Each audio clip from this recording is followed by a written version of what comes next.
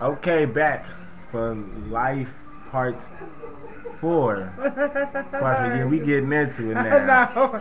Okay, it's like this. We touching like an hour of time of foolishness, and let me tell you, sister girl started getting into it. When we last left, she was talking about how you of faith, you who are going through what she's going through, what she's been through, you have we say been through because the God we serve brought us out of it.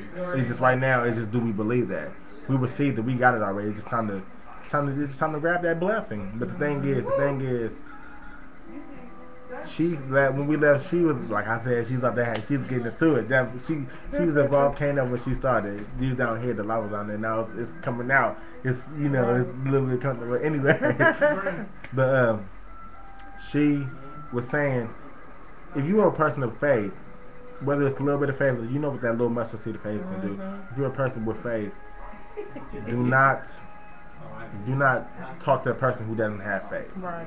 That's what it is. Because you know how it is when you talk to a person who, like it says in the Bible, don't talk to men who are understanding and limited. I mean, you can't just talk to somebody who don't know what you've been through. Even if they do, the answers that Christ gives us are not answers that we might not want to hear. Sometimes you want to sit down and cry. Nah, it's time to get up and get out and do something. But like I said, when we was at, she was going crazy. She was like, you don't get on the phone talking to Fakey and Faker, fake Wanda and fake Zilla. You let them know, like. So okay, back to you, mom, because she was like, perfect. You do not lose focus. You do not go but crazy. It's real. Exactly. We want to get back into that because we got cut off and she was about to get touch something that somebody needed to hear. Even she needed to hear it because you don't know. But we're gonna get back into it. Give me $1. We're gonna get back into it now. Okay, back to you not talking to fake people. You said don't break down. Don't break down. Don't have a breakdown. Okay, now where you at? Because you're better than that. You're stronger than that. Oh, don't die down now. No, I'm not dying now. But my whole thing is you got to come to where people are at. Everything what somebody is going through, they need more than just a pat on the back and saying it's gonna be okay, honey. I understand, but they need you to come to where they're at. Real life issues that people don't know how to cope, and after they keep going through, it's like, well, I'm going through this situation. I'm in it now. What do I do? And so I'm sorry, there's a lot going on in this kitchen right now. But you got to be mentally strong. You got to prepare for the battle. You don't prepare for the battle when you're already in it. You prepare when you're not in it. And that's why you don't go to nobody who ain't got no faith. Because you can tell the person who don't go to church, don't know about no scripture. You can't tell that the Bible says what you're going through. Because you can tell some person without faith that the Bible says do not submit to your understanding, and they be like, you don't understand. No, you're understanding. Yeah. That's why you don't do that, and just understand that we still face those. You'll never ever be to the point where you can stand alone. That's why if you ever hear anybody say, "Won't God let you stand?" Yes, because you need Him for everything. You do. The blind can't. Back to you. You're never by yourself. Never, ever. And don't let the enemy or your mind tell you that what you're going through, I'm in this by myself, because it's for a season. And seasons, we know in the natural realm, they change. And it's just like in the spiritual realm. Seasons change. Yeah, sure. But even in that, you have to prepare. You have to know. And you have to be headstrong. Let's get a plan together. The kids are crying. What do I do? You know what I mean? And they're not gonna be, and ain't nobody gonna be there. And one thing we gotta encourage is that, believe me, this is a big battle for any saint to read the Bible. Because it said you're gonna be strengthened, be transformed by the renewing of your mind by reading the Word. If you only read a chapter a day, but you gotta, but I encourage a little bit more than that. But we all gotta take baby steps. But you just gotta get into it. But The thing is, you gotta read that word. That's your strength. That's your mental strength. And every one of life's battles starts mental. Yeah. It might manifest into the physical, but it's all mental. But like she was saying, you gotta be strong. You gotta be strong. Now back to you. Yeah, like my brother was saying here, it starts in the mind, and if you're not mentally strong, you won't know how to deal with life issues. The word Jesus coming into my life saved my life. And a lot of people think of that as, oh, we're going spiritual Jesus, but I'm serious. You can keep taking pills. Keep taking sleeping pills. Keep talking to people. People can only do so much. It can only go so far until you start making them steps to say, the end of the road, it stops here. I stop crying. I stop talking defeat to myself. Stop talking discouragement, because life and death is in the power of the tongue. And I'm to say that though, right? For real though. And you may not feel beautiful. You may not feel strong at that time. But as long as you put it out in the atmosphere and you keep repeating that thing and keep repeating that thing, when it gets a hold of you, you'll start. You know what I mean? It'll start breaking you down. It'll start breaking you down, and you'll start walking that thing out to where nothing can break you. It's easier said than done. I don't tell you no more than what I've already been through. God's given us creative power in our tongue. That's how we gotta think before we speak.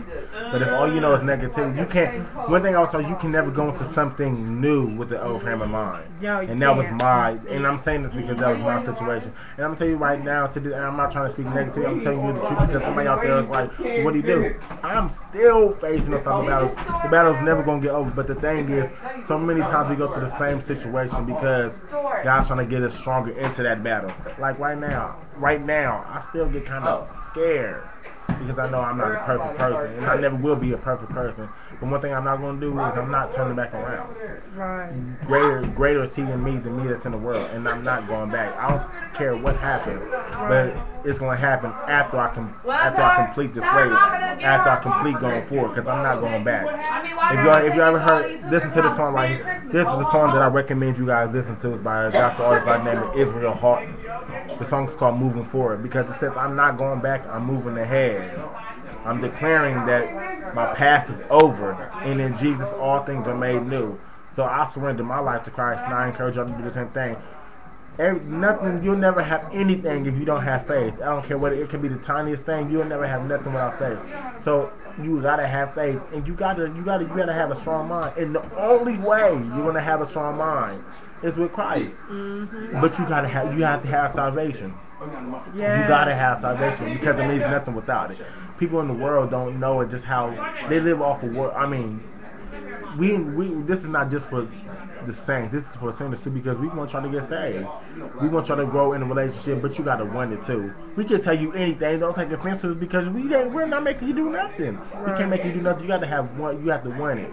And like I said, if you disagree, I'm gonna put as click the next one. Go to the next video, because we're not here to sugarcoat. We want y'all to get better. You know, so when I was having problems at school. I was having problems at school, and one of my teachers asked me, he's like, so what do you want to do? You want to feel better, or you want to get better? And I was like, man, nobody put in those words. I want to get better. Right. But then, you know, as soon as I said the words, then the test came. The test came. Yeah. And I'm still fighting that fight, but I'm still here. Yes. Which means I'm not defeated. I was taught that we're more than conquerors. Yes. So what are you going to do? You're going to be conqueror, or you're going to conquer. That's right. You know, but 9 out of 10 times, it's all how you speak. It's how you speak. And then after you speak, you got to take them steps. Yes, you do. You know, you got to take them steps, but you got to keep that faith. So we're going to turn back to Sister Tracy right here. Yes. She's going to get back into her crazy speech. I love what you said, and I'm kind of gonna hang on to it, because after you speak a thing, you have to start taking them steps. And those steps may very well be just getting up in the morning and saying a prayer. Oh, because I'm sorry to cut you off. Go ahead. But because, you know, the reason why we stress, this is another thing.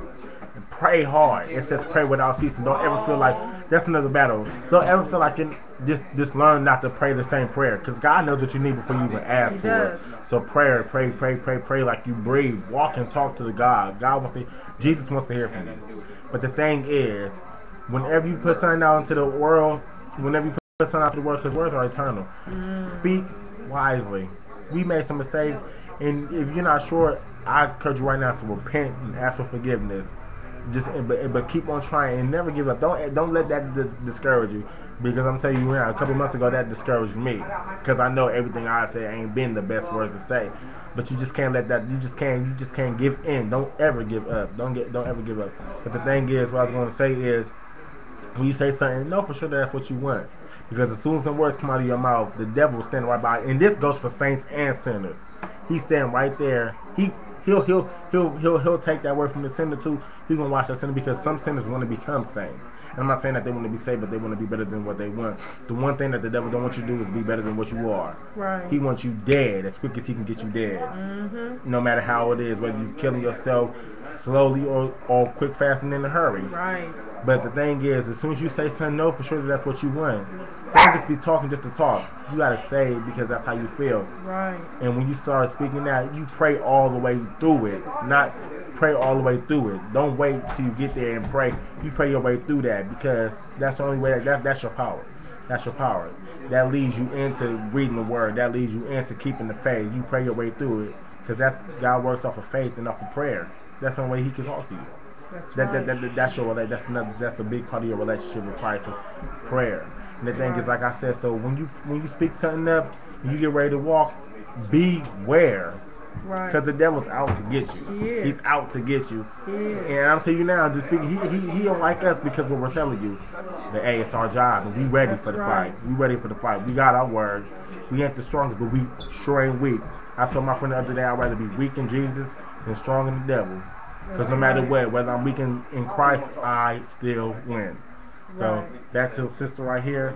Keep the faith. Stay strong. Yes. You know what? And what I was gonna add on to it is, change up your routine. If anything, someone once told me, if you want something new, you're gonna have to do something that you ain't never did before. Yeah. Change your routine. Change up your way of eating. See, you gotta want better for your situation, because your situation ain't gonna change unless you change it. Yes. It starts with you. Nobody's gonna come in and make you. If you're waiting for God to come down, no. He uses and operates through people. Yes. She be getting it. That's Jesus. To get us to a place that now Oh. our situation becomes a testimony unto others. Yeah.